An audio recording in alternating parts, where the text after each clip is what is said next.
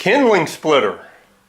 You see different guys on YouTube making their own, welding them up, either out of a wedge or just some rebar, and they're all well and good. But if you don't have a welder or don't want to take the time, I've got an alternative. Here's what you need. First, you need a piece of PVC pipe, 24 inches long, 1.5 inches. Then, some construction paper, enough to go around the PVC pipe. Take and roll it around the PVC pipe, tape it on, then come back over top of that paper and wrap it thoroughly with some packing tape. That'll create rigidity and waterproofness. Crimp the ends down, crimp one end down. Slide it off of the tube, slide it off the PVC pipe, and now you've got a paper tube. Why would you want a paper tube? Well, take that paper tube, and let me one more step. Take that paper tube and get some sand and fill it with sand, and then crimp the other end, pack it in so it's turned into a rigid form. That's what's going to be used for the form to pour up a bucket of concrete. Take and put the tube down into the bucket. Pour your concrete. Now I put a couple of rebar handles on here. After it all sets up, just cut the end of the paper out and pour the sand out, just like the Egyptians made the pyramids. Then pull that paper out. Oh, side note, I forgot. Before you put it in there, you might wrap that tube filled with sand. You know, you've already put the packing tape on it.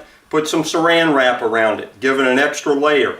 I did that, and once I cut the top open, poured out the sand, the entire unit came out. That left me with a hole a little bit bigger than 1.5 inches.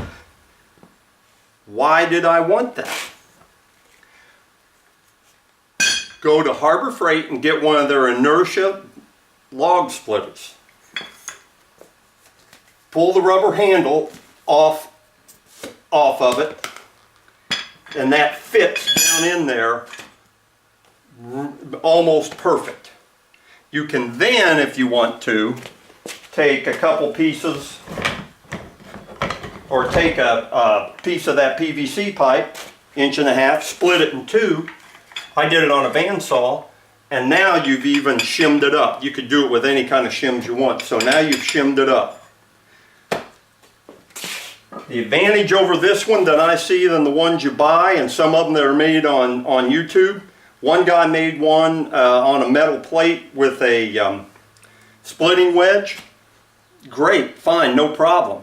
Two disadvantages. One, he didn't mount it on anything, got it on his knees. He could put it on a piece of a stump of some kind, or a section out of a log, and then got it up. This gets it up high enough where you want it anyhow. Of course, you could always put it on a section of a log to get it up even higher. For me, it's about good enough.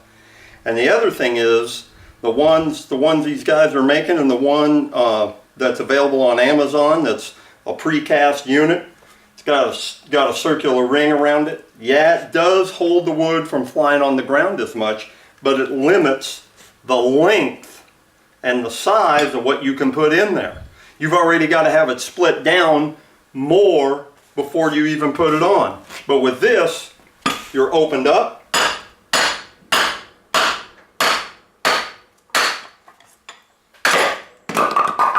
And you can split them right up, keep going, and get it down to where you want. So this gives you two tools in one.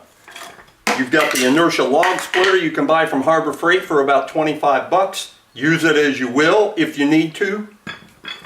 And then just double duty it for your kindling splitter.